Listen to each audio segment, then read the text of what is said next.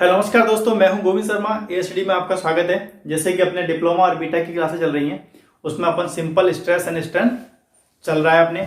और आज ज्यादातर मैक्सिमम क्वेश्चन आपके इस टाइप के क्वेश्चन से आते हैं, तो वही क्वेश्चन मैं आपको करा रहा हूं साथ में। ठीक है, आज अपने सिंपल स्ट्रेस एंड स्ट्रेन में क्या अपन आगे बढ़ेंगे। अपन ने किस टाइप के सवाल कर लिए थे, अपन ने ये स्ट्रेस निकालने वाले इस टाइप के सवाल जो मैक्सिमम क्वेश्चनों मैक्सिमम एग्जाम में पूछे थे, डिप्लोमा और बीटेक के मैक्सिमम एग्जामों में पूछ जाते थे। इसमें आप लोड किसी भी तरह आ जाए, लोड की डायरेक्शन कैसी भी आ जाए, कुछ भी आ जाए, हमने इस तरह के क्वेश्चन निकालने में हम कहीं भी नहीं फंसने वाले हैं। चाहे वो डबल लोड का आ जाए, चाहे वो सिंगल लोड का आ जाए। अब हमें ये चीज समझ में आ गई है, चाहे वो कंप्रेसिव लोड आ जाए, कंप्रेसिव लोड आ जाता है तो हमें पता है कि डेल्टा निकालते नेगेटिव लेते हैं और टेंशन में पॉजिटिव लेते हैं। तो ये हमने कल सीख लिया था। और हमने डेल्टा एल बराबर क्या फॉर्मूले से, पीएल अपॉन में ए। स्ट्रेस बराबर मेरा क्या था, रेजिस्टिंग फोर्स अपॉन में एरिया। स्ट्रेस बराबर ये हमने पढ़ लिया था। स्ट्रेन बराबर क्या था मेरा, डेल्टा एल अपॉन में एल। और वैसे मैंने क्या पढ़ा था, स्ट्रेस क्या होता है, हुक के नियम के अनुसार इलास्टिक लिमिट के अंदर स्ट्रेस जो होता है डायरेक्टली प्रोपोर्शनल होता है किसके, स्ट्रेन के। डायरेक्टली प्रोपोर्शनल होता है स्ट्रेन के। जैसे मैंने प्रोपोर्शनल का सीन हटाया तो मेरे पास क्या आएगा, सिग्मा ई एम टू ई। ये चीज आएगी तो मुझे मॉडुलस ऑफ इलास्टिसिटी निकालना था, क्या हो जाएगा, सिग्मा स्ट्रेस अपॉन में ई स्ट्रेन, स्ट्रेस अपॉन में स्ट्रेन। तो इस टाइप से भी क्वेश्चन अपन ने, ये टाइप के क्वेश्चन कहीं से भी कैसे भी आपसे न्यूमेरिकल पोर्शन आ सकते हैं। बड़े न्यूमेरिकल बनते हैं जो छोटे छोटे फॉर्मूले काम आते हैं आपको। मैंने बस ये कहा था हुक का नियम याद रखना। हुक का नियम बहुत बार पूछा जाता है। हुक का नियम सब्जेक्ट 2 नंबर का बहुत बार पूछा जाता है। ये आपको याद रहना चाहिए, स्ट्रेस ऑफ प्रोपोर्शनल स्ट्रेन। बस ये आपको याद है, ऐसे सारे बन जाएंगे। ये फॉर्मूला भी इसी से बना हुआ है। ये फॉर्मूला भी इसी से बना, सेल्फ वेट के हमने बताया था, आपको क्या बताया था, डब्ल्यू स्क्वायर अपॉन में 2e। तो ये सब जो फॉर्मूले बने हुए हैं वो इसी फॉर्मूले से बने हुए हैं। और एक बात, आपके जैसे ही नोट्स कंप्लीट हो जाते हैं, अब आपके आगे बढ़ेंगे, हमेशा आप क्या करना है, नोट्स बनाने हैं। और इसमें जैसे आप जो ऑब्जेक्टिव करने बैठोगे, जब आप जेई की बैच में जो ऐसा ऑब्जेक्टिव करोगे, तो वहां आपको कोई दिक्कत आती है ऑब्जेक्ट समझने, क्योंकि ऑब्जेक्टिव का पोर्शन थोड़ा अलग होता है। अपन जब जेई की क्लास ले जाते हैं तो वहां पर इन सवालों को कराने का तरीका थोड़ा सा अलग रहता है, फास्ट रहता है, और सब्जेक्टिव में अलग रहता है। क्योंकि यहाँ पर डिप्लोमा बीटेक क्लास में डिटेल में आता है क्वेश्चन थोड़ा, और वहां कोई ना कोई चीज ऑब्जेक्टिव पूछता है। क्योंकि एसएससी जेईई आजकल इस टाइप के थोड़े लेंथी क्वेश्चन पूछने लग गया है। पिछले 2-3 सालों से एसएससी ने मतलब इतना लंबा पैटर्न रख लिया अपने क्वेश्चनों का कि आपको अगर बहुत ज्यादा प्रैक्टिस की हुई है तभी आप उन क्वेश्चन कर सकते हो। जो डिप्लोमा में 10-10 नंबर के क्वेश्चन आते हैं, 8-8 नंबर के क्वेश्चन आते हैं लेंथी, वो आजकल एसएससी जेईई ऑब्जेक्टिव दे रहा है। अब लेकिन आज से अब आप डिप्लोमा बीटेक क्लास में जब आप थोड़े दिन बाद आप जब एसएससी जेईई की दोगे तो हो सकता है उसका पैटर्न थोड़ा और हाई हो जाए। तो इसलिए आपको जब ये नोट्स बनाने हैं तो अपने नोट्स संभाल के रखने हैं, क्योंकि अगर आपको जेईई की तैयारी करनी है तो, क्योंकि जब आपको ऑब्जेक्टिव क्लास से पढ़ोगे तो वहां ये सब चीजें प्री में कोई नहीं कराता है। मैथ्स में आजकल टफ क्वेश्चन बनने लगे हैं ऐसे, तो आपको फिर ये नोट्स क्या आपके वहां पर काम आएंगे कि जब आप वहां ऑब्जेक्टिव पोर्शन पढ़ोगे तो कुछ ऐसे क्वेश्चन आपको मिलेंगे तो वो आपको इस नोट से काम आएंगे। और हर चैप्टर के बाद कम से कम 2 से 3 पेज छोड़ दिया करो, 2 से 3 पेज छोड़ दिया करो। क्योंकि अगर हो सकता है कि ऐसी इस चैप्टर में ऐसी कोई चीज मिल जाए जो मैंने नहीं करा पाया हूं या मैंने नहीं कराई हो, तो आपको किसी और अपने कॉलेज टीचर से मिल जाए। शायद हो सकता है ऐसा क्वेश्चन जो बहुत ज्यादा इंपॉर्टेंट हो और मैं नहीं करा पाया हूं, आपके कॉलेज टीचर ने करा दिया है, तो वहां आपको उतारने को मिल जाए, या आपको किसी अदर गाइड से मिल जाए, या किसी आपको अदर टीचर से मिल जाए। तो इसलिए कोई चीज होती है उसको ऐड कर लोगे आप, तो आपके एक परफेक्ट नोट्स बन जाएंगे। कोई जरूरी नहीं है कि हर आदमी हर चीज आपको 100% परफेक्ट करा देगा, कहीं ना कहीं ऐसा कुछ ना कुछ चीज छूट ही जाती है कभी ना कभी। तो आप हर चैप्टर के बाद 2 से 3 पेज छोड़ दोगे तो आपको जैसे कहीं ना कहीं पढ़ोगे, रिवीजन करोगे, फिर क्वेश्चन निकालोगे, एमसीक्यू निकालो, अपने प्रैक्टिस क्वेश्चन सेट निकालोगे, और अपने कॉलेज टीचर है वो उनसे पढ़ोगे तो वो कुछ क्वेश्चन बताएंगे, तो आपको हो सकता है कुछ इंपॉर्टेंट क्वेश्चन वहां से मिल जाए तो उसको ऐड कर लो। इसलिए हर टॉपिक के बाद 2 से 3 पेज छोड़ दिया करो, कभी नया क्वेश्चन मिल जाए तो आप उतार सको। आज बात करते हैं अपन स्ट्रेस। अपन ने बात कर ली थी, क्या होता था भाई, रेजिस्टिंग फोर्स अपॉन में एरिया स्ट्रेस होता था। अब मैंने बात कर ली कि सिंगल बार में क्या, मान ली कोई छत थी, इसको मैं पी लोड से खींच रहा था, और इसमें मुझे डेल्टा निकाला था कि भाई इसमें कितना डिफॉर्मेशन हुआ, खींचने के बाद इसकी लंबाई में कितना परिवर्तन हुआ। इसकी एल लंबाई थी, इसकी मॉडुलस ऑफ वेलोसिटी ई थी।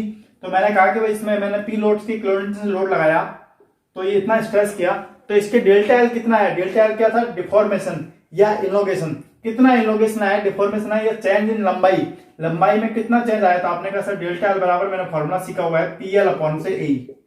बिल्कुल सीखा हुआ है सर, बिल्कुल, तो इसी से निकाल देंगे।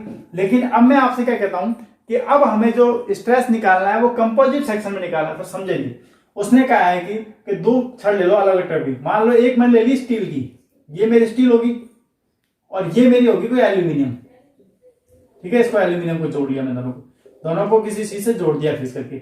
अब मैं इनको इस प्रकार जोड़ूं, इन दोनों को मैं इस प्रकार जोड़ूं कि इसमें स्ट्रेन भी एक समान आए, ठीक है, स्ट्रेस भी इसमें एक समान आए, और इस पर लोड लगा दो मिक्सर पे, दोनों पी किलोमीटर। तो अब ये कहता है, हो सकता है आपसे एग्जाम में पी पूछ ले, टोटल लोड बताओ, या P1 पूछ सकता है, या स्ट्रेस पूछ सकता है कि स्टील के अंदर स्ट्रेस कितना जनरेट होगा, या आपसे पूछ सकता है कि सिग्मा एल्यूमिनियम, कि एल्यूमिनियम में कितना स्ट्रेस जनरेट होगा। तो ये जब कंपोजिट सेक्शन पर जुड़ी हुई है। तो आज हमको इस पर क्वेश्चन बहुत ज्यादा आते हैं। तो आपकी नेक्स्ट हेडिंग रहेगी, अपन बात करते हैं, क्योंकि अपने इतने दिन से अभी तो एक ही रॉड की बात कर रहे थे, स्टील है तो एल्यूमिनियम है। तो अब बात करते हैं अपन stress in composite section, stress in composite section. Heading रहेगी आपकी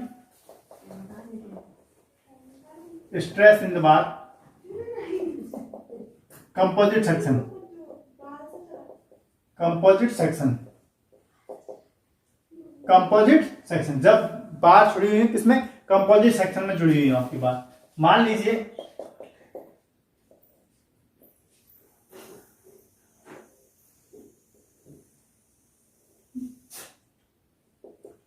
ये आपकी बार 1 है, ये 2 है। मैंने कुछ नहीं माना, ना स्टील की माना, ना मैंने कुछ एल्यूमिनियम की माना। जब अपन न्यूमेरिकल करेंगे उस समय कर लेंगे। इस पर पी लोड लग रहा है, इस पर पी लोड लग रहा है, ठीक है। तो पी लोड लग रहा है, तो भाई लंबाई दोनों की एल सेम है, लंबाई एल सेम है। तो मैंने मान लिया कि भाई लोड लग रहा है बार 1 में, बार 1 में मान लिया मैंने। भाई लोड कितना लग रहा है, आपने कहा सर लोड P1 हो जाएगा, बिल्कुल हो जाएगा। एरिया कितना हो जाएगा इसका, सर आपने एरिया मान लिया A1 हो जाएगा, ठीक है। इसका मॉडुलस वेलोसिटी कितना हो जाएगा, मॉडुलस ऑफ वेलोसिटी कितना हो जाएगा, मॉडुलस ऑफ इलास्टिसिटी कितना हो जाएगा, मॉडुलस ऑफ इलास्टिसिटी कितना हो जाएगा इसका, E1 हो जाएगा, ठीक है। P1 हो गया, एरिया 1 हो गया, E1 हो गया, और लंबाई तो इसकी एल है ही, लंबाई लेंथ कितनी हो जाएगी, लेंथ एल होगी। सिमिलरली बार 2 में कितना हो जाएगा, बार 2 में सीधा लिख दूं मैं, P2 A2L। सीधा क्या है, P2 का मतलब क्या है, लोड, A2 का मतलब क्या है, एरिया। साफ दिख रहा होगा, नहीं दिख रहा सुन लेना, P2 A2 E2L। तो ये इसका मतलब क्या है, P2 का मतलब क्या है कि सर P1 सेकेंड बार के लिए बात कर रहे हो, लोड कितना रेजिस्ट कर रही है, शेयर कर रही है। क्योंकि भाई देखो P लोड आपको 2 बार से है, मान लीजिए 2 बार चिपकी हुई है, मैंने बात कर लिया। अब मैं इसको दोनों को जोड़ी हुई लोड खींचूंगा, तो कुछ ना कुछ बार तो ये लोड शेयर कर रही होगी, कुछ ना कुछ चाहे वाली कम ज्यादा कर रही हो। जैसे आप बीम करते थे, आपने एसओटी बीएमडी पढ़ी थी सर, जब ये बीम रुका हुआ था, इस पे दो सपोर्ट पे रुका हुआ था, एक तो आरबी पे और एक आरए पे। जब इस पे लोड लग रहा था, मान लीजिए 20-40 किलोमीटर का लोड लग रहा था, 40 किलोमीटर लोड लग गया, तो जरूरी थोड़ी सारा लोड ये ले रही थी, पूरी बीम पे तो 40 किलोमीटर, तो कुछ को तो ये रजिस्ट कर रही थी, कुछ को ये रजिस्ट कर रही थी। तो ऐसे ही लोड शेयर हो रहा है, तो कोई ना कुछ लोड को तो ये शेयर कर रही होगी, कुछ लोड को ये शेयर कर रही होगी। तो मैंने मान लिया कि बार 1 शेयर कर रही है P1 लोड को, और बार 2 लोड को शेयर कर रही है किसको, P2 को। एरिया इसका A1 है, इसका A2 है। मॉडुलस ऑफ वेलोसिटी, क्योंकि मटेरियल अलग अलग है, तो मॉडुलस ऑफ वेलोसिटी दोनों का अलग अलग होगा, यंग मॉडुलस इसको बोलते हैं अपन, वो अलग होगा। और लेंथ दोनों की सेम है, क्योंकि मैंने कहा इस प्रकार जोड़ा जाए कि इसमें लेंथ लंबाई समान है, इसमें स्ट्रेन भी समान हो, इसमें अपना स्ट्रेस भी है वो समान रूप से है। तो इनको इस प्रकार से जोड़ा गया है, ठीक है। अब आपको अगर पूछा जाए कंपोजिट सेक्शन किसे कहते हैं, तो 2 या 2 से अधिक बारों को जोड़कर बनाया गया सेक्शन कंपोजिट सेक्शन कहलाता है, ठीक है। 2 या 2 से अधिक, 2 या 2 से अधिक बार को जोड़कर बनाया गया सेक्शन कंपोजिट सेक्शन कहलाता है, कंपोजिट सेक्शन कहलाता है। क्लियर बात। अब देखो बार को इस प्रकार जोड़ा गया है कि इसमें स्ट्रेन समान रूप से हो, ठीक है, स्ट्रेस में समान रूप से हो, ये बात इसमें ये मोल। अब ये तो आपसे कई बार ऑब्जेक्टिव पूछाता है कि कंपोजिट 2 या 2 से अधिक बार को जोड़ के बनाया गया सेक्शन कहलाता है फलाना सेक्शन, ढीकना सेक्शन, कंपोजिट सेक्शन। तो आपको पता क्या, कंपोजिट सेक्शन। ये एसएससी में कई बार पूछा हुआ क्वेश्चन है, ध्यान रखना। साथ साथ में अपने एसएससी का मतलब नहीं, क्योंकि राजस्थान जो बीटी आ रहा है उसमें ऑब्जेक्टिव लेके चल रहा है, 30 नंबर का जो ऑब्जेक्टिव हो रहा है, इसलिए मैं साथ साथ बताता जा रहा हूँ कि कहाँ कौन सा आपको ऑब्जेक्टिव पर्पज से लाइन को याद रखना है। 2 या 2 से अधिक बार को जोड़ के बनाया गया सेक्शन कंपोजिट सेक्शन कहलाता है। अब मैं बात करूं इसमें, तो भाई इसमें टोटल लोड क्या हो जाएगा, आप सर बात करोगे टोटल हो जाएगा P बराबर P1 प्लस P2 हो जाएगा। भाई P बराबर आपको निकालना है तो P1 और P2 निकालने पड़ेंगे। सर कहने का मतलब आपको ये है, अगर एग्जामिनर आपको लोड P पूछता है तो आप P1 P2 निकालो, बिल्कुल बात है, आपको P1 P2 निकालना पड़ेगा। तो स्ट्रेस बराबर क्या होता है, आप कहते हो सर स्ट्रेस होता है, समझना मेरी बात, सुनना, अगर आप रटोगे याद करोगे तो नहीं होगा, आपको सीधा फॉर्मूला याद है। स्ट्रेस बराबर क्या होता है, resisting force upon area, stress sigma P upon में A, P अपॉन में मुझे P निकालना होगा तो सिग्मा इंटू A हो गया। क्लियर बात, एकदम क्लियर। अब मुझे P1 चाहिए होगा, P1 के लिए तो क्या सिंपल सर बड़ी बात करते हो, P1 ये ना, पहली वाली में स्ट्रेस होगा वो A पर सिग्मा 1 हो जाएगा, उस वाली में स्ट्रेस होगा तो वो A1 हो जाएगा। बिल्कुल बात समझ आ गई। अब मैं बात करूं P2 के लिए, क्या सर ये भी बताने वाली बात है, P2 बराबर सिग्मा 2 इंटू A2 हो जाएगा। अब मुझे क्या चाहिए, सिग्मा 1 A1 P1 P2 निकल गया। अब क्या चाहिए सर, P चाहिए, तो ये सर P1 प्लस P2 कर दो, ऐसी बात थोड़ी सर। अब सर कहानी ये है कि यहाँ पे स्ट्रेस हमें नहीं मिला हुआ है, आपको स्ट्रेस निकालना पड़ेगा, स्ट्रेस अलग अलग निकालना पड़ेगा, स्ट्रेस सिग्मा 1 निकालना पड़ेगा, सिग्मा 2 निकालना पड़ेगा। भोली बात तो यहाँ है कि एरिया A1 2 तो हमें एग्जाम में मिल जाएगा, लेकिन स्ट्रेस नहीं मिला हुआ है। स्ट्रेस कहां से निकालूंगा मैं, तो स्ट्रेस निकालने के लिए अपने को उसका डेरिवेशन करना पड़ेगा। भाई इसमें स्ट्रेंथ कितनी होती है, अपन स्ट्रेस स्ट्रेंथ के फॉर्मूले अपने सीखे हुए हैं, डेल्टा एल अपने निकाला हुआ है क्या होता है, तो वहां से अपन एक एक में स्ट्रेंथ देखेंगे, पहले स्ट्रेंथ का फॉर्मूला क्या होता है, तो फिर अपन धीरे धीरे निकालते चलेंगे। ठीक है, चलिए बात करते हैं अपन। ये बात समझ गए, क्लियर बात कुछ, बस ये लिखनी नहीं थी, बस आपको समझानी थी मुझे थोड़ी सी। ठीक है, अब देखिए दोनों बारों में स्ट्रेस बार निकालता हूं मैं। बार 1 में स्ट्रेस, बार 1 में स्ट्रेस आपने देख दिया, बार 1 में स्ट्रेस क्या हो जाएगा, स्ट्रेस क्या हो जाएगा सर, सिग्मा 1 बराबर P1 अपॉन A1। क्लियर बात। इसी तरह सिग्मा बार 2 में कितना हो जाएगा सर, सिमिलरली बार 2 में सिग्मा 2 बराबर P2 अपॉन में A2 हो जाएगा। बिल्कुल बात हो जाएगा। तो स्ट्रेंथ कितनी हो जाएगी, स्ट्रेंथ सर E बराबर क्या होता है सर, स्ट्रेंथ क्या होता है, सिग्मा अपॉन में E, सिग्मा E1 निकालना है आपको, स्ट्रेंथ निकालनी है, स्ट्रेंथ तो सिग्मा 1 अपॉन E1। बिल्कुल बात सही है, सिग्मा 1 अपॉन E1। अब मैं सिग्मा 1 की जगह वैल्यू पुट कर दूं यहाँ पे, कोई दिक्कत किसी को नहीं सर, P1 अपॉन में A1 E1, कोई दिक्कत आई किसी को, नहीं आई कोई दिक्कत। इसी प्रकार मैं E2 निकालू, E2 निकालू सर, वो क्या स्ट्रेस, सर क्या बात कर रही है, फॉर्मूला लाए कहां से, अभी तो बता दो, अरे अभी तो बताया था, बोलिए सर को, स्ट्रेस समानुपाती होता है स्ट्रेंथ के, प्रोपोर्शनल चिन्ह आएगा, E बराबर E हो जाएगा, स्ट्रेंथ निकालना होगा मेरे को, तो सिग्मा अपॉन में E आ जाएगा। कैसे आया ये क्वेश्चन, बस मैंने कहा हुक्का नियम याद करना है, कुछ भी नहीं करना है। बार ए के लिए, बार 1 के लिए काम कर रहे हैं तो 1 1 लगा दो, बार 2 के लिए बात कर रहे हैं 2 2 लगा दो, और क्या चेंज कर रहा हूँ, कुछ भी चेंज तो नहीं कर रहा हूँ, वही सिग्मा और force upon area, sigma force upon area value put करी, सिग्मा की वैल्यू पुट कर दी है, और क्या किया है मैंने, कुछ भी तो नहीं किया। क्यों टेंशन ले रहे हो, ये गणित देख के डर रहे हो, वैसे ही ये थोड़ी है कुछ, अपने हार्ड वाली बात तो ऐसी कुछ है ही नहीं, इसमें घबराने वाली बात तो कुछ है ही नहीं, कोई रटने वाला तो कुछ पोर्शन है ही नहीं, आपको दिमाग लगाने के लिए क्या कह रहा हूं मैं, बस आप सीधा देखते जाइए और करते जाइए। सिग्मा 2 की वैल्यू पुट कर दो, P2 ये लो,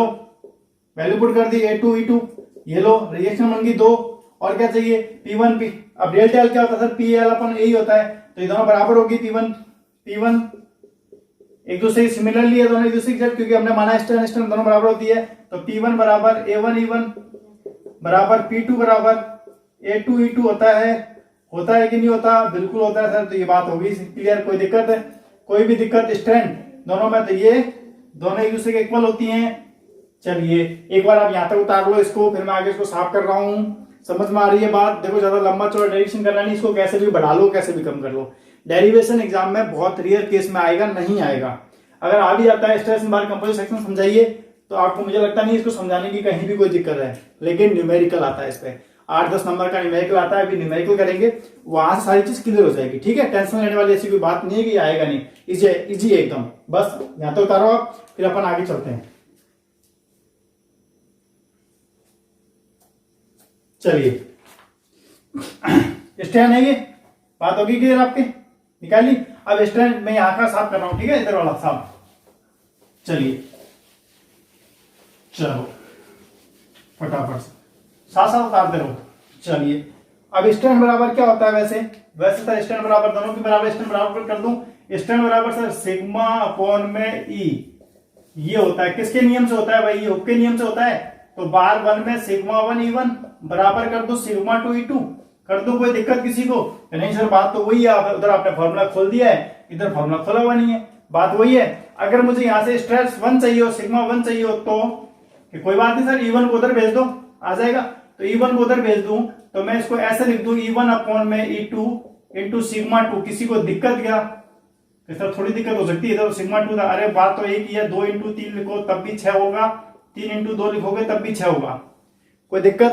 तो वो चीज मैंने उसको देखा ताकि रेशियो सही आ जाए, रेशियो को सही दिखने के लिए। अगर हम वैसे ही कर दें तो कोई बात नहीं, आप वैसे कर देना, वो आपकी मर्जी है, ठीक है। तो सिग्मा 1 हो गया, ये लो सिग्मा 1 यहां से निकल जाएगा। अभी कहानी हमारी सिग्मा 1 पे तो अटक रही थी, सिग्मा 2 पूछ ले, तो सिग्मा 2 एग्जाम में पूछ ले तो E2 को उधर भेज दो, E2 E1 इंटू सिग्मा 1 वहां पड़ा ही है, ये लो सिग्मा 1 सिग्मा 2 निकल गया। अब कहानी क्या थी, एरिया तो अपने एग्जाम में था ही, P बराबर क्या होता है हमारे पास, P बराबर क्या होता है सर सिग्मा इंटू ए।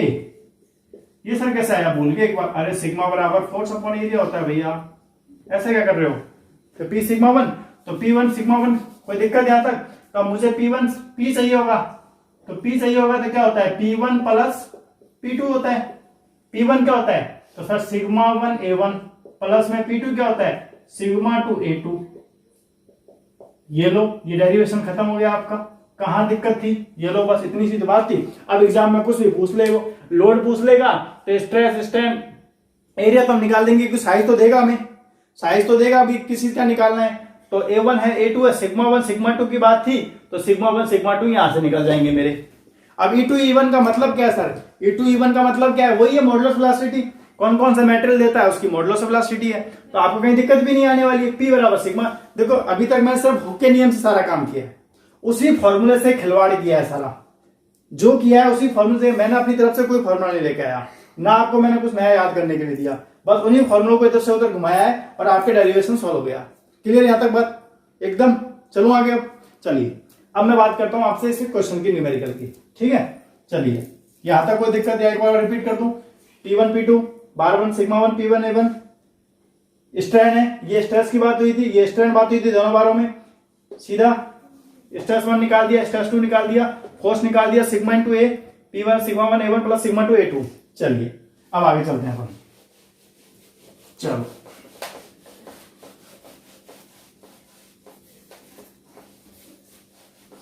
प्रैक्टिस करना आपके हाथ में है, बस जब तक इनको बार बार नहीं करोगे चीजें नहीं आएंगी। सॉम हुई, सोइल हुई, सर्वे हुई, ये ऐसे सब्जेक्ट हैं जो आपको बार बार पढ़ने पड़ेंगे। 2 दिन तक किताब नहीं खोलोगे तो चौथे दिन दिमाग से साफ हो जाएगी। SFD PMD आपने कर ली होगी, पर मुझे पूरा विश्वास है कि आप नहीं पढ़ रहे होंगे और आपको नहीं आ रही, अगर आप रिवीजन नहीं कर रहे हो तो। चलिए क्वेश्चन लिखाओ या डाटा सीधा बोल दूं? चलो क्वेश्चन लिखा देता हूं ताकि आप नोट्स बनाओ, तो मैं क्वेश्चन लिखा देता हूं ना आपको। इंग्लिश में क्वेश्चन लिखा रहा हूं, टाइम थोड़ा सा 2 मिनट लगेगा, तो आप या तो वीडियो को आगे बढ़ा लेना उतारते समय। Enforce concrete section, concrete section, concrete circular section, circular section, और जिसको उतारना हो क्वेश्चन उतार लेना। और 50,000 mm square cross section area, cross section area. मेरे साथ क्वेश्चन उतारते जाओ तो बढ़िया रहेगा। कैरिज, कैरिज 6 इनफोर्सिंग बार, 6 इनफोर्सिंग फोर्सिंग बार, फोर्सिंग बार पूछ। टेंशन मतलब सर क्वेश्चन इंग्लिश में लिख रहे हो समझ में ही नहीं आ रहा, बस मैं समझा दूंगा, टेंशन मतलब इस चीज की। क्वेश्चन इंग्लिश में ही है मेरे पास, हिंदी में क्वेश्चन नहीं है, इसलिए ये समस्या है, लेकिन मैं क्वेश्चन को इंग्लिश हिंदी में समझा दूंगा।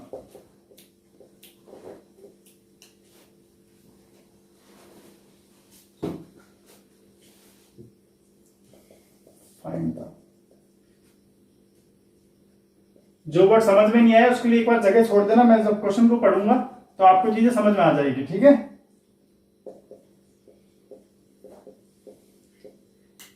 कॉलम कैन सॉम टफ नहीं है, बस टफ है अपना को लगना। जब तक चीजें नहीं आ रही जब तक टफ है, उसके बाद आपको सारी चीजें इजी लगेगी।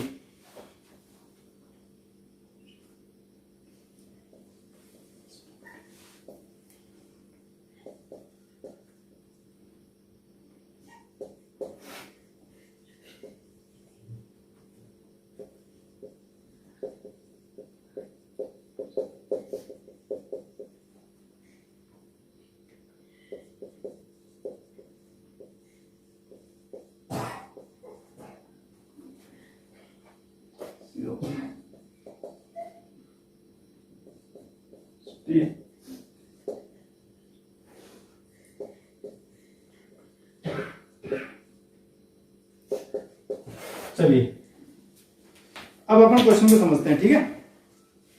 अब क्वेश्चन क्या है देखो, क्वेश्चन को पढ़ के सुना रहा हूं एक बार आपको। A reinforcement concrete circular section of 50,000 mm² cross section area carry the 6 reinforcement bar whose total area is 500 mm². Find the safe load the column can carry if the concrete is not to be stressed more than 3.5 MPa. Take modular ratio for steel and concrete is 18। ठीक है। अब देखो, अब मैं आपको इसको आम भाषा में समझाता हूं। अब मैं आपको क्वेश्चन को समझा देता हूं, क्वेश्चन क्या था, ठीक है। इतनी देर से क्वेश्चन नहीं समझाया तो देखिए कुछ भी नहीं होता। अपन जब अगर में आरसीसी की कॉलम वगैरह बनाते हैं या बीम बनाते हैं तो आपने देखा होगा उसमें कंक्रीट और सरिया लगाते हैं। तो क्वेश्चन सेम वहां ऐसा ही है। या तो कॉलम है, कॉलम बोले तो पिल्लर, जिसको आप घर में आम में पिल्लरों पे अपन घर खड़ा करते हैं ना कि सर पिल्लर पे देख के हमारे घर बनाया हुआ है, तो उसको आप आम भाषा में पिल्लर बोलते हो। तो वही कॉलम है, तो उसका क्रॉस सेक्शन एरिया दे रखा है अपने को क्वेश्चन के अंदर। क्या दे रखा है? Cross section area. तो क्रॉस सेक्शन एरिया का ये कह रहा है सर्कुलर सेक्शन है। कैसा है? कॉलम होता है, मतलब पिल्लर सर्कुलर होते हैं या रेक्टेंगुलर होते हैं, स्क्वायर होते हैं, अपने घरों में ऐसे ही होते हैं सर्कुलर कॉलम। अब ये कह रहा है कि इसका क्रॉस सेक्शन एरिया है वो कितना है? 50,000 mm²। कितना भैया? 50,000 mm²। क्लियर बात समझ गए? अब ये कह रहा है कि इसमें 6 बार लगी हुई हैं, 6 रिइंफोर्समेंट बार। 6 रिइंफोर्समेंट बार का मतलब सरिये, जो आपके सरिये लगते हैं, आप जिसको स्टील बोलते हो, अपने स्टील रिइंफोर्समेंट 1 2 3 4 5 6, 1 2 3 4 5 6, 6 रिइंफोर्समेंट बार लगे हुए हैं, जिनका एरिया, इन 6 का एरिया कितना है? 500 mm²। 500 mm²। तो अब आपको टोटल एरिया दे रखा है 50,000 mm² स्टील का दे रखा है। तो इसमें 2 मटेरियल हो गए कि नहीं हो गए? तो मेरे पास सॉल्यूशन करूंगा तो मैं क्या लिखता हूं? गिवन डाटा के मुझे क्या क्या दे रखा है, क्या क्या मेरे पास है। तो अब देखना मेरे पास गिवन डाटा, फिर अपन इस क्वेश्चन करेंगे, देखेंगे क्या पूछा। पहला अपन देते हैं, हमेशा मैं आपको सिखाता हूं, हर चीज पढ़ाता हूं जब, कि क्वेश्चन को करने के 2 ही तरीके होते हैं जिसके 50% चांस गलत होने के कम हो जाते हैं। क्वेश्चन को आप इस तरीके से करते हो। किस तरीके से? कि सबसे पहले क्वेश्चन में क्या क्या दिया हुआ है उसको बिना उतारो, बस जो डाटा देता है, कुछ भी दे रखा है उसको उतारो, बस ये काम पहले क्या करो। तो पहले को क्या दे रखा है? टोटल एरिया दे रखा है, क्रॉस सेक्शन कितना दे रखा है कि सर 50,000 mm²। ठीक है, mm²। अब क्या दे रखा है? सर एरिया ऑफ स्टील दे रखा है, तो मतलब AST दे रखा है। AST दे रखा है, एरिया ऑफ स्टील दे रखा है, कितना दे रखा है? सर 500 mm² दे रखा है। क्लियर बात? अब मैं गया आगे कि 500 mm दे रखा है, सेफ लोड निकालिए, तो ये तो बात है। The column can carry if the concrete stress दे रखा है, स्ट्रेस दे रखा है कंक्रीट में सिग्मा सी दे रखा है, तो मतलब कितना दे रखा है? 3.5 MPa। 3.5 MPa, इसका मतलब क्या होता है? 3.5 न्यूटन पर mm²। सेम होता है मेगा पास्कल में, ये पता था। अगर गीगा पास्कल होता, जीपी होता तो इंटू 10⁻³ कर लेते अपन। ठीक है, बात कंप्लीट। अब दे रखा है एक नया वर्ड आया सर, मॉडुलर रेशियो। ये क्या होता है? मॉडुलर रेशियो मतलब क्या होता है? देख लो, ES/EC। ES/EC जब आपको स्टील और कंक्रीट की बात हो रखी हो, जब स्टील और कंक्रीट की बात हो रखी हो, ऊपर ध्यान रखना स्टील हो नीचे कंक्रीट हो, तो इस रेशियो को मॉडुलर रेशियो कहा जाता है। मॉडुलर रेशियो कहा जाता है। ठीक है, मॉडुलर रेशियो कहा जाता है। ये हमेशा ये एग्जाम ऑब्जेक्टिव पर्पस से भी मोस्ट है, ध्यान रखना। मॉडुलर रेशियो आपको कई बार पूछता है कि what is modular ratio, ES/EC, EC/ES। तो यार मॉडुलर रेशियो कहा जाता है। ये कितना दे रखा है? 18 दे रखा है। 18 दे रखा है। अब मुझसे पूछा क्या है? अब इतना ही डाटा दे रखा है, 18 दे रखा है। अब पूछा क्या है? गिवन डाटा पूछा क्या है मेरे से? सेफ लोड, मतलब टोटल P पूछा हुआ है। टोटल P पूछा हुआ है। ये मेरे क्वेश्चन की कहानी है। क्वेश्चन को आपने सर्कुलर तरीके से समझ लिया। अब देखो मैं आपको इस टाइप करा रहा हूं, अब एग्जाम में आपको स्क्वायर दे देगा, अल्लाह सर ने तो कराया ही नहीं ये चीज। चाहे यहाँ पर स्क्वायर हो चाहे रेक्टेंगुलर हो, इस पैटर्न के क्वेश्चन बहुत ज्यादा पूछता है एग्जाम में।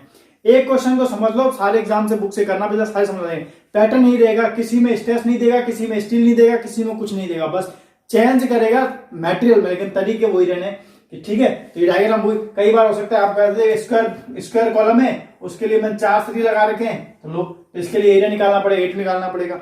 अब ये मेरा हो गया गिवन डाटा पूरा मटेरियल, इसको भी साफ कर दूं, अगर नहीं कर रहा हो तो साइड में अपनी कॉपी में बना लेना, ठीक है। चलिए क्वेश्चन आपके पास है, चलो अब बात करता हूं मैं आगे इसकी पीलोड की। अब मुझे पीलोड दे रखा है, मेरे पास क्या क्या नहीं है कि सर स्ट्रेस कंक्रीट में है, लोड निकालने के लिए मुझे क्या चाहिए होता है कि सर पी निकालने के लिए मेरे को चाहिए होता है सिग्मा एस, क्योंकि सिग्मा वन सिग्मा टू क्या बात है, सिग्मा स्टील और कंक्रीट की बात है, तो मेरे को क्या चाहिए होगा sigma C A C plus sigma S into A S, ये कहानी चाहिए होगी फॉर्मूला सिग्मा वन ए में कंक्रीट स्ट्रेस कंक्रीट, क्योंकि स्ट्रेस बराबर क्या होता है, मान लो स्ट्रेस कंक्रीट निकालना है तो क्या होगा लोड कंक्रीट में और एरिया कंक्रीट में, ये होगा।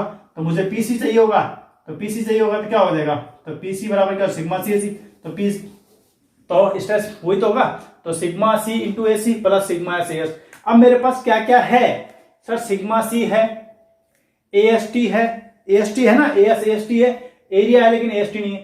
तो अब मैं पहले क्या निकालूं, area of concrete, area of concrete, area of concrete निकालना है मुझे पहले, area of concrete, area of concrete. AC कैसे निकल जाएगा कि सर एरिया टोटल ए में से एएसटी घटा दो, एएसटी घटा दो, एसी आ जाएगा आपके पास, बिल्कुल आ जाएगा। तो एसी आ जाएगा, क्यों आ जाएगा सर एसी, सर ये मैं पूरा अपना एरिया दे रखा है मुझे, बाकी बीच में स्टील है, स्टील को निकाल दूंगा तो बाद में क्या बचेगा, कंक्रीट ही तो बचेगा सर। तो एरिया कितना है 50,000, 50,000 माइनस क्या करना है सर 500, तो क्या आ जाएगा एसी, एसी आ जाएगा सर 49,500 mm स्क्वायर। ये लो सर, एक चीज तो आपकी निकल गई, एसी निकल गई, कोई दिक्कत यहां तक, कोई दिक्कत किसी को, तो सर बस इतने सीधे सवाल है, बस इतने ही तो सवाल है। अब हो सकता है एग्जाम में आपको यहाँ पे कंक्रीट का दे रहा था, स्टील का दे रहा था। अब स्टील का देखो कंफ्यूज करने के लिए इसने क्या कहा है, सरिया एक, अगर एग्जाम में आपको सरिया नहीं दे रखा होता, सरिया दे रखा होता, मान लो 6 इन्फोर्समेंट बार दे रखी है और कहता 6 इन्फोर्समेंट बार दे रखी है और 12 mm डाया की है। अगर ये क्वेश्चन एरिया कंक्रीट का स्टील का ना देखे, क्वेश्चन को थोड़ा सा टफ कर दो, मान लो एग्जाम ने चाहता है इसको टफ कर दो, आपको दे दिया 6 बार लगी हुई है, 6 बार लगी हुई है 12 mm की, तो एएसटी कैसे निकालोगे, क्या सर बड़ी बात करते हो, π/4 इंटू डी स्क्वायर, ये लो सर ये का एरिया निकल गया, बार कितनी है 6 से मल्टीप्लाई कर दो, बस समझ गए बात को। अब एग्जामिनर क्या करेगा, एक नया क्वेश्चन बना दिया मैंने आपके लिए, अगली बार क्वेश्चन दूंगा तो उसमें ये कर दूंगा, 6 बार दे रखी है 12 mm की है, 12 क्या डाया रखा, π/4 निकल गया, वो निकल गया, ये लो एएसटी निकल गया मेरे पास, इससे भी एएसटी निकल जाएगा मेरा।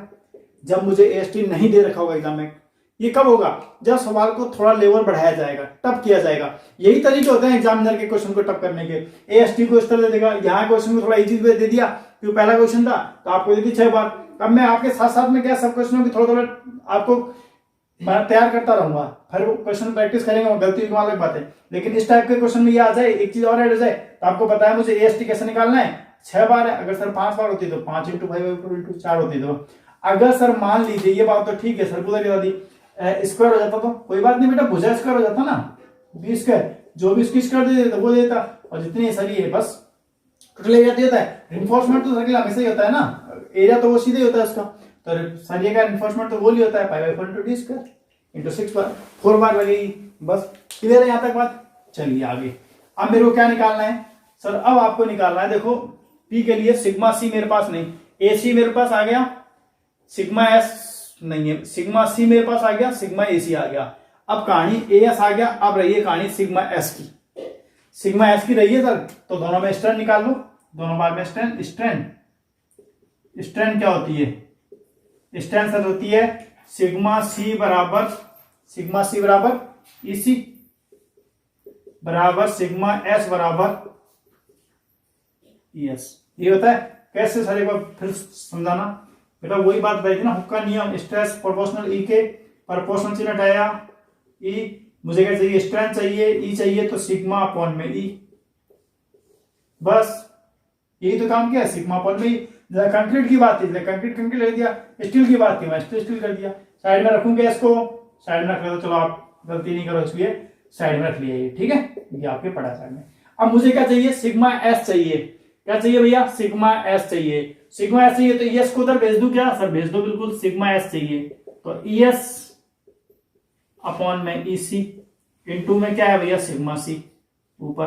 कोई दिक्कत नहीं, दिक्कत सर, सिग्मा सी भेज दिया, कोई दिक्कत नहीं। अब यहां से साफ कर दूं क्या, क्वेश्चन को मिटा रहा हूं, ठीक है ना, एक बार क्वेश्चन को मिटा रहा हूं, क्वेश्चन को साफ कर रहा हूं, ठीक है, क्वेश्चन को साफ कर रहा हूं। क्वेश्चन आपने उतार लिया होगा, क्वेश्चन को साफ कर रहा हूं।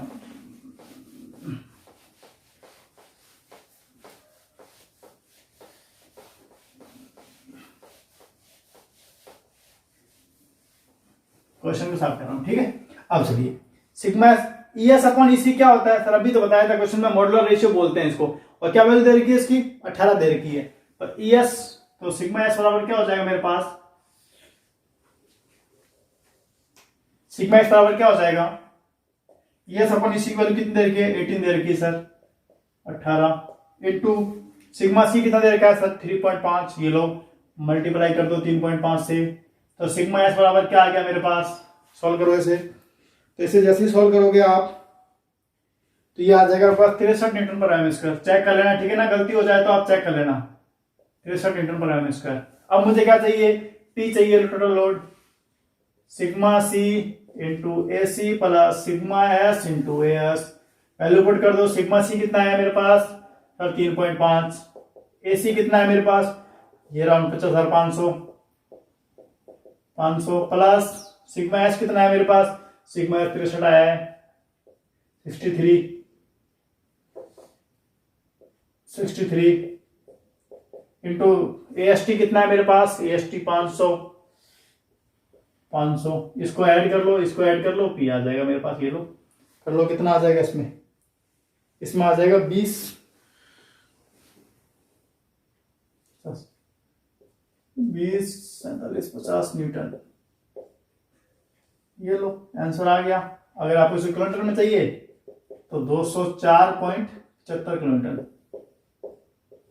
ये लो लोड आ गया आपके। बताओ कहां दिक्कत थी, बताइए कितना इजी सवाल था आपका, था एकदम, बस हो गया कंप्लीट। अब इस टाइप के बहुत सारे सवाल आपके आते हैं, इस टाइप के ही क्वेश्चन बहुत सारे।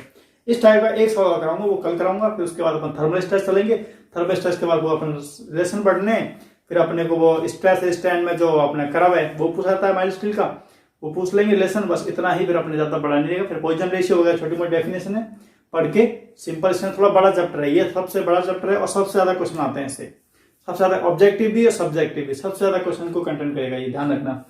इस क्वेश्चन में कोई दिक्कत आई हो तो एक बार दोबारा देख लेना वीडियो को, समझ आ। वैसे मैंने ये बहुत क्वेश्चन आराम से ही समझाया है, टाइम लिया है इसमें, क्योंकि एक बार चीज समझ में आ गई सारे कॉन्सेप्ट क्लियर हो जाएंगे, ठीक है। वीडियो अच्छी लगी हो तो लाइक कमेंट शेयर जरूर करें।